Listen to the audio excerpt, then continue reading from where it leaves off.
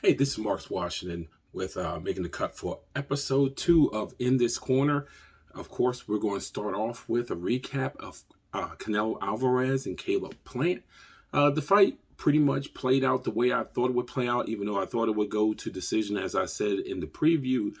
But Canelo did the things I thought he would do. Actually, he kind of started faster than I thought he would. I had Plant winning only one round. I do know that some people's scorecards had him winning 2, and even some had him winning 3 rounds, which is fine. Again, I think that was one of those fights that it was depending on what you were looking for or kind of what you were rewarding.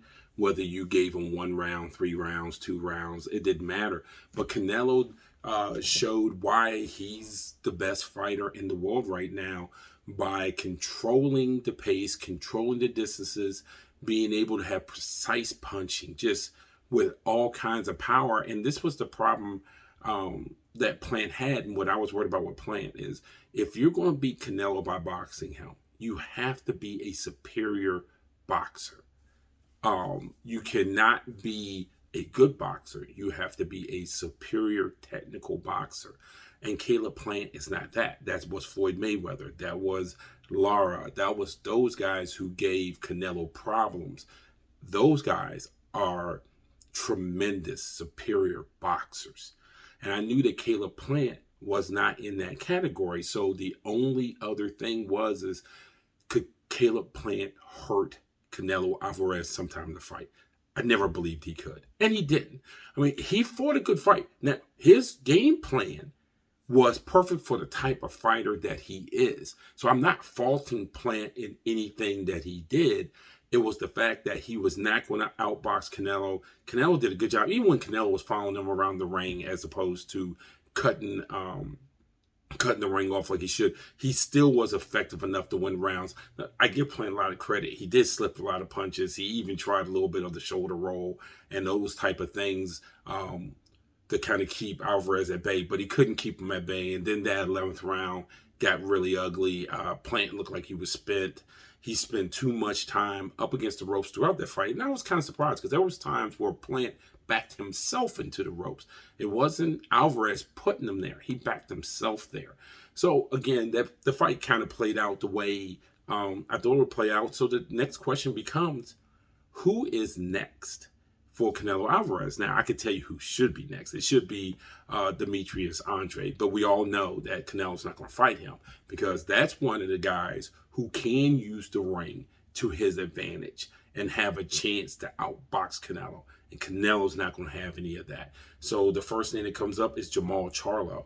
I think there's tiers and levels, as they always say, there are levels to this, there are tiers to this, and there is. And I'm not sure that Charlo is in that tier. I don't know if he's ever been on that sort of stage against that sort of fighter, even though I do think that's one of those ones that would do great at the gate, do great pay-per-view numbers.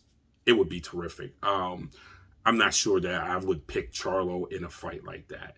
Dimitri Bivol, I'd say this all the time. I don't even know what to think about that guy because 1 second you think, especially early on, you're like, oh, this guy's the next. But it seems like at times he's plateaued. And I don't know if, again, his style can be Canelo. Now, can he hurt Canelo? Now, that's the thing. That's the question if those two fight. Can he hurt him?